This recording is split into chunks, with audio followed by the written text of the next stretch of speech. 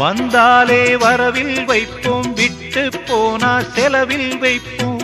வேண்டாத பாரம் எல்லாம் ஏன் தாங்கணும்? பூ பூத்ததெல்லாம் காயாகுதா, காயானதெல்லாம் தனியாகுதா? இதுக்காக வாடலாமா? அதனால பாடுறேன்.